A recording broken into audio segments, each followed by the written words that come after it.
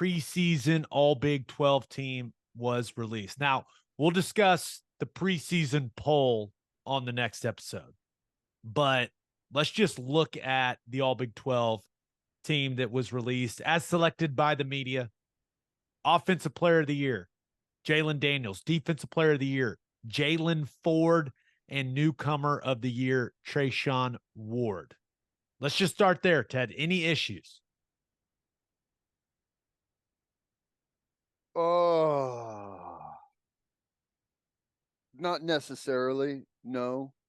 I think Offensive Player of the Year, Jalon Daniels. Who won it last year?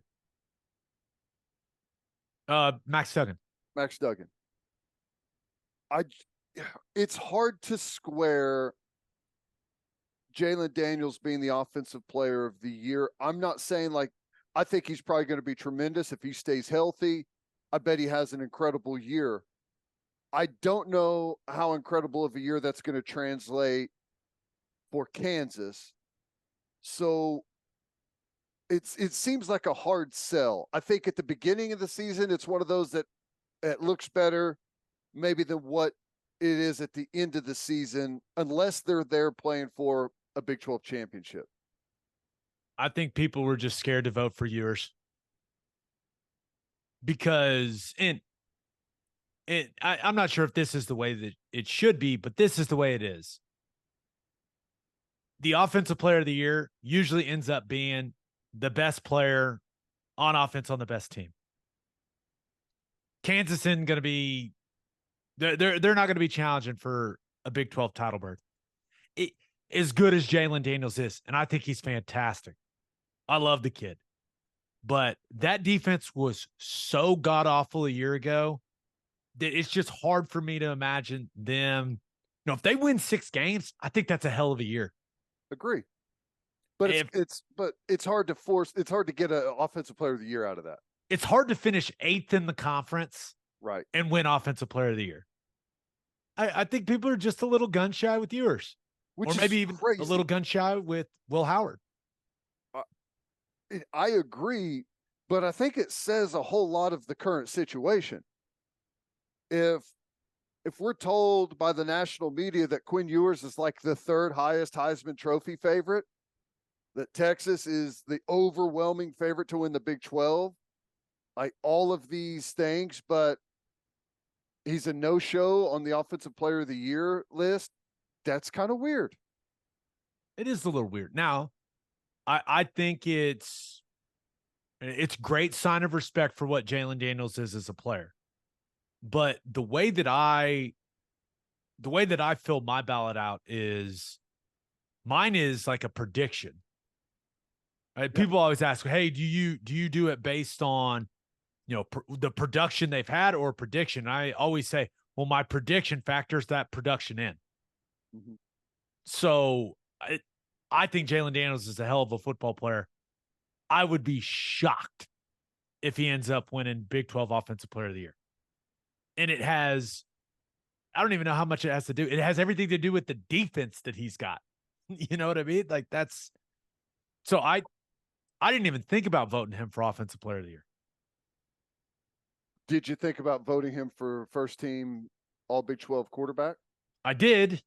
Because I think that's a separate, I can square someone having him as the first team All Big 12 quarterback, but it's hard to square having him as the Offensive Player of the Year. And some people may think that that's absurd, but I don't know. It's just the way that I see it. Like, not only do you have to have great production and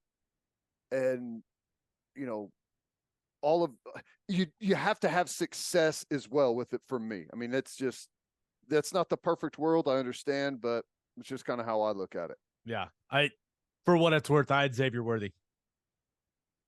I think he had a disappointing season last year. And I think he could have, I'm not going to say he's going to have a Devontae Smith type season. Like it's one of the greatest seasons we've ever seen from a wide receiver in college football. But I think Worthy's going to put up huge numbers. I do. So that's who I had. And because I really didn't like any of the quarterbacks well enough. I almost picked Will Howard to keep making us look like idiots. It'd But be I didn't. quite the it'd be quite the 18-month swing, wouldn't it? Yeah. From suggesting a position move to the offensive player of the year. Hey, Yeah.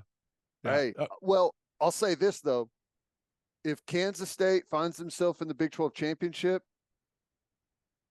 he's going to, I would say, regardless if they win it, Will Howard will be your offensive player of the year.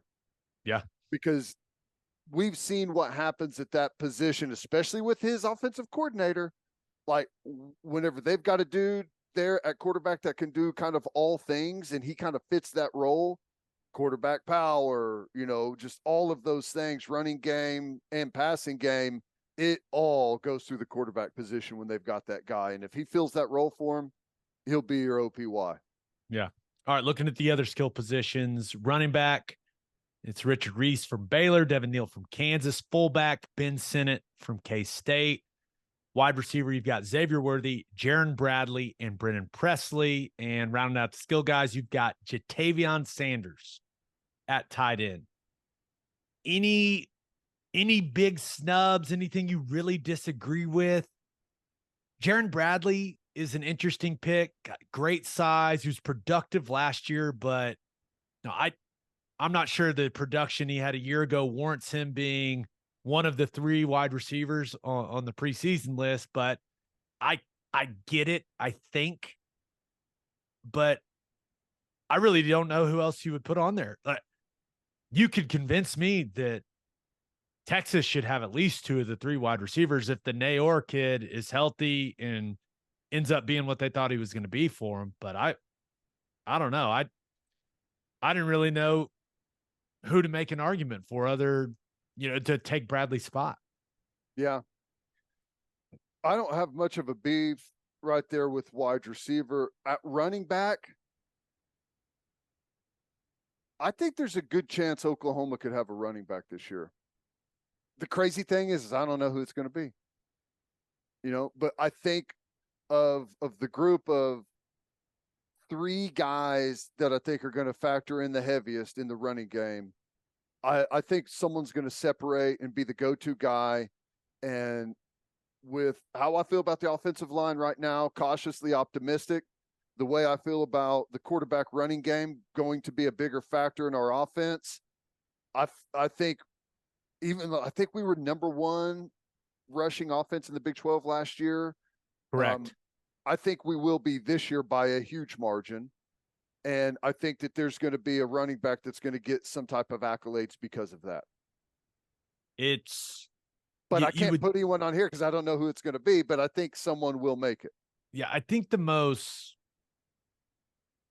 safest bet would be Javonte Barnes, because you can't pick Marcus Major, right? You just can't. I mean, is as much as we like him and as talented as he is and as physical as he is, that the guy just can't stay healthy. So, I mean, you can't pick him. So some people may think Sawchuk, but I think Barnes is more of the do everything type of back. We've seen the most carries from him. He's a physical and seems to be a durable guy. I know he had some injury stuff this spring. I think Sawchuk may be maybe the best home run threat, but does he got the makeup to be able to go through a grueling full season? We got some young bucks that are going to be factoring in too, but I would agree with you on Barnes being the most likely. And I think our running backs are going to have the biggest season we've seen from the backs in a while. Yeah. Wide receiver, and this is something we've talked about quite a bit since the season end. Let's see. Got to prove it, man. I mean, Jalil Farouk can look at this and be all kinds of pissed off, and I hope he is, but got to produce. You got to produce, and that's how you end up on these lists. And there's not a guy in that room that, frankly, has earned to be on this list. You think there's any chance you could get a guy like maybe Andrell Anthony as newcomer. That was definitely one of the things I wanted to discuss. Like who for OU, who's most likely to be newcomer of the year? And I think there's two main choices: Andrell Anthony, and I'm so intrigued by how they're going to use McCullough, man. I'm not giving up on him, right? Even though you and I think we've done a good job of maybe tempering some expectations for him and what he's going to be this season. But we did see a few flashes where you're like, okay, what could this be? And let's not forget our man Bothroyd. We love Rondell Bothroyd. He feels like a guy that's going to have 8.5, 9 sacks, like perfectly spaced throughout the year, to where you look down and like, wait a second, he's tied for the lead in sacks in the Big 12 right now. You know what I'm saying? It's I think that there's a case for that. And gosh, I don't know. Rouse at left tackle. Like, what's the cutoff for newcomer? Newcomer, that it's if you're new to the conference. Okay. But an offensive lineman's not winning newcomer. Right. No, I'm with you. As excited as I am to watch Rouse play, right? And what I expect him to be as a player, if offensive linemen were considered for it, which they aren't, I think if he plays up to his ability, he'd be in the conversation. But I think Andrell Anthony would be my answer. Like if I had to put a bet on it. Because he may catch, 6 or 7 flashy deep balls, and if you can do that, you got 7 receiving touchdowns. I mean, that would have led OU last year in receiving touchdowns, or tied, I guess, with Braden Willis. Yeah. So, yeah, I mean, I could see that being the case. It's like everything else. I think if in almost any of these positions across the board, I think Oklahoma they got plenty of guys that we could say could pull off being a first team all Big 12 at this position, could be a newcomer, but it's nobody cares until we see it at this point, right? Right. Now, one sneaky name for wide receiver when it comes to postseason all Big 12 awards. Every TCU person I talk to tells me John Paul Richardson is the first name that comes up every single time. They bring him up before they bring Chandler Morris up. Like that probably doesn't make Oklahoma State fans happy, but I'm expecting this guy to absolutely tear it up from what I've been told by people that are close to that program. So we'll see, but it sounds like he is fitting into Briles' offense nicely down there in Fort Worth. So I'm interested in that. I'm just a little nugget. I'm just trying to think of like what role. There's a lot of production to replace. Remember, Quinn Johnson gone, Tay Barber gone, Darius Davis gone. I'm just trying to think of whose role he fits the most of those guys. I mean, because I guess I don't know his speed numbers. Is he a burner? I don't think so. I think he's going to be a guy that's kind of carving you up in the middle of the field. Yeah. But who knows? Interesting. It comes up every time I talk to someone over there. So we'll see. But I'm assuming you have zero complaint about Jatavion Sanders because you and I both love him. I think he's incredible. I think he's like whenever he looks like he was made in a tight end lab. Yeah. Yeah. Whenever we talk about the OU Texas game, or people talk about, what Texas may or may not be this year, I'm the only thing on that team that really worries me is Jatavion Sanders. Worthy's going to get he's going to make some plays on you, right? They're going to scheme some stuff in the running game. They've got a really good offensive coaching staff. Defensively, they got a good coaching staff, but there's no one on that side of the ball right now that I feel like could just own the game. But to me, Jatavian Sanders is a guy that can turn your lights out. There's not a whole lot you can do to help cover the tight end like you can a receiver. Like you can play zone and go over the top, one under, one over on a receiver. You can double those guys way easier. It becomes way more difficult to double tight ends because you just don't know where they're going to line up. He could line up as a fullback in the backfield, right? So he's the guy that worries me the most whenever we talk about Texas. Yeah, he's a stud that I'm expecting to have a big year. Just the sooner people realize Texas offense is going to be legit. Mm-hmm. The big question mark's that defense. Now, looking at the O-line, preseason All-Big 12 team, we've got Kingsley Suamataia from BYU, who is a large human being, like 6'6", 315, good player. I like him. Mike Nowitzki from Kansas, Cooper Beebe, who is back for what seems like his 17th year at Kansas State, Kelvin Banks, who had a very impressive true freshman year last year for the Longhorns, and Zach Frazier, who is undoubtedly, in my opinion, the best center in the Big 12 Conference. I didn't have Suamataia on my list. I had Tyler Guyton. I've said it, I don't know how many times now. I expect Tyler Guyton to play up to his potential and to absolutely ball out and to be a first-round draft pick. That is my expectation for him. And now I was with Beanbo at Ty Darlington's wedding this weekend. Said he may be the most talented player he's ever coached. So if he gets to where I think he can get, he's going to be an all Big 12 offensive lineman. So I had Guyton, and that is also I couldn't decide. I went with Coker, the right tackle for TCU. I like his game. I like his physicality. I didn't have Nowitzki on mine. I didn't go with the two center approach like some of my fellow media members did. But it is, yeah, I think that's a good list. But I had two different guys on mine.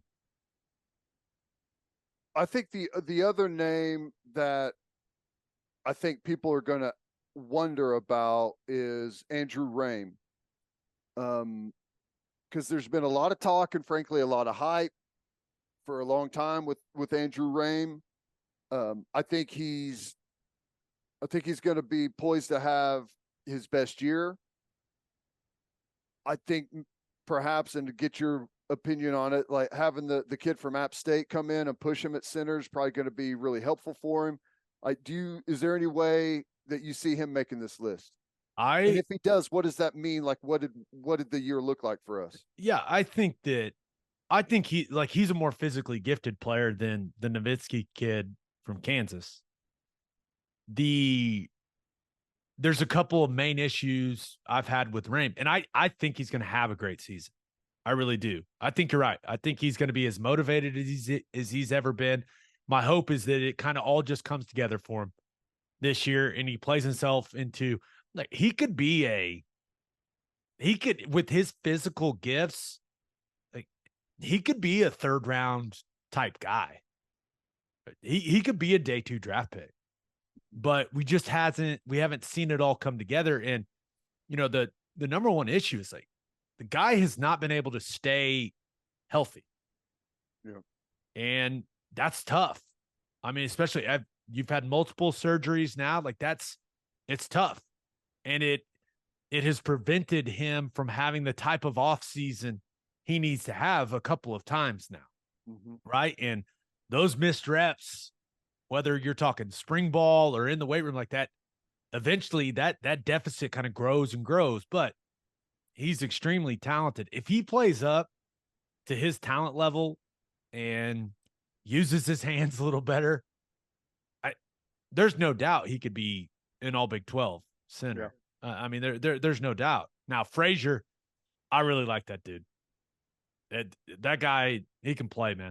He can absolutely play. But there's no reason that it shouldn't be a tough decision for people to make when it comes to, hey, should it be Rame or Frazier when we're talking about the all Big 12 team at the end of the year?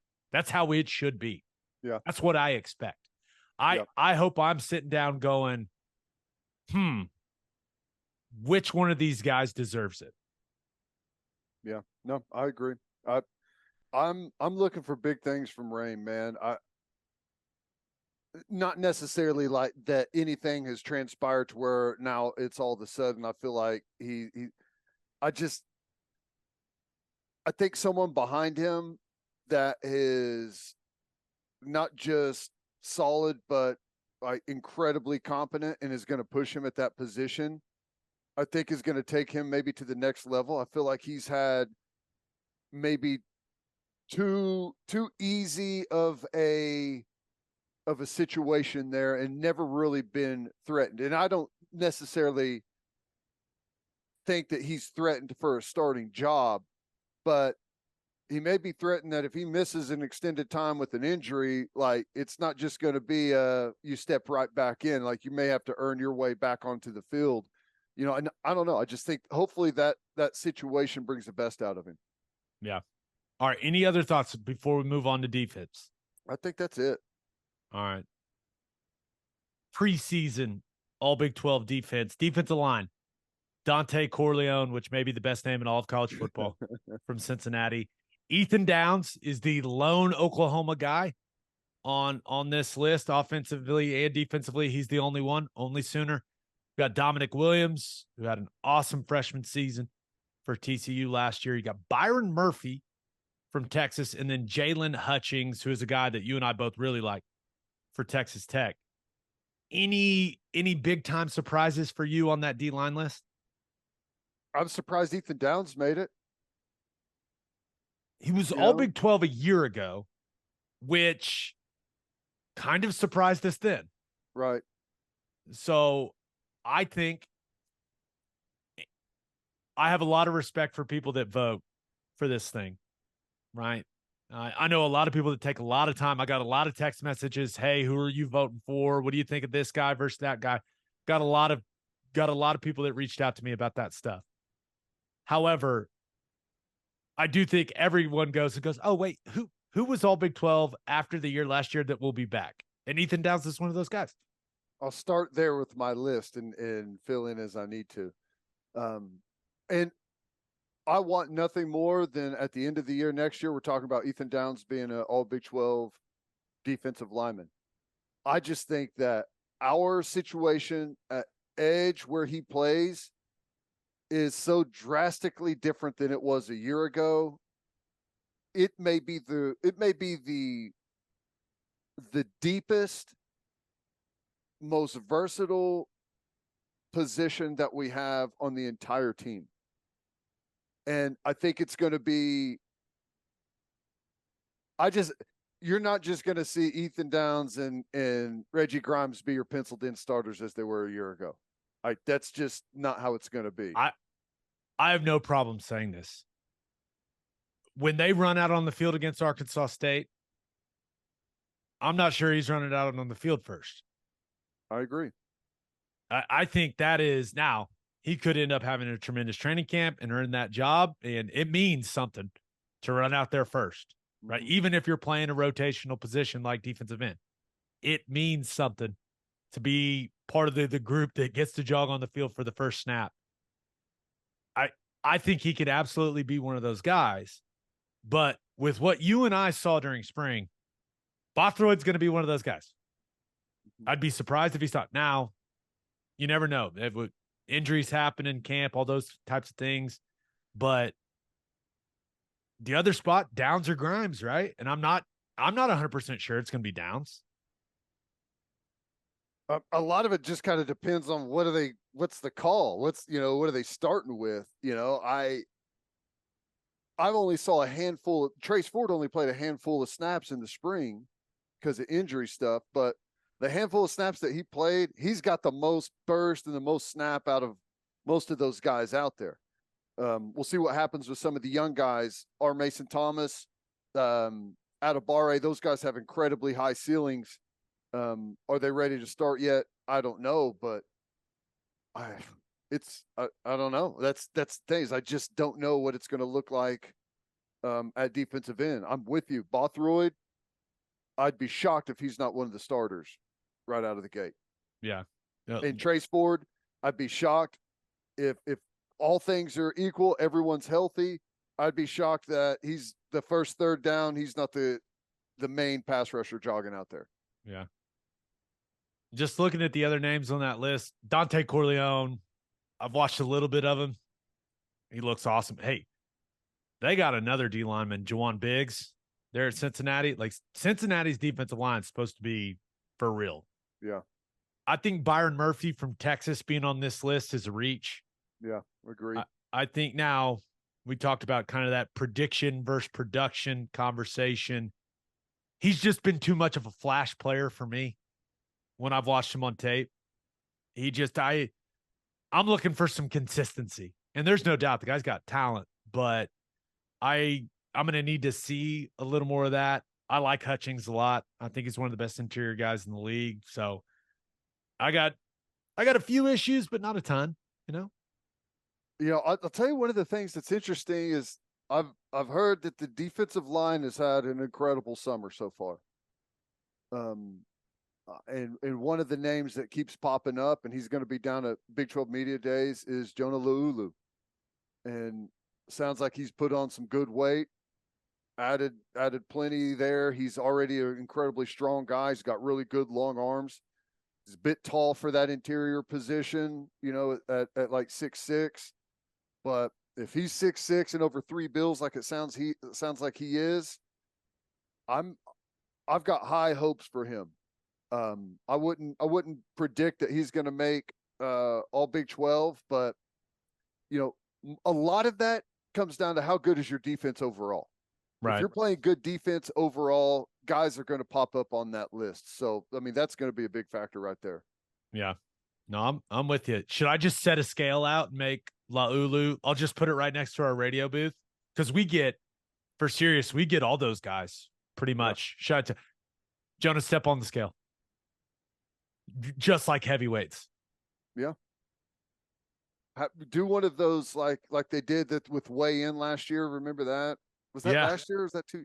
Yeah, I can't remember when that was, but yeah, do something like that. Big 12 Media Days. What do you think about Lulu on the interior? I mean, you've blocked those guys in there.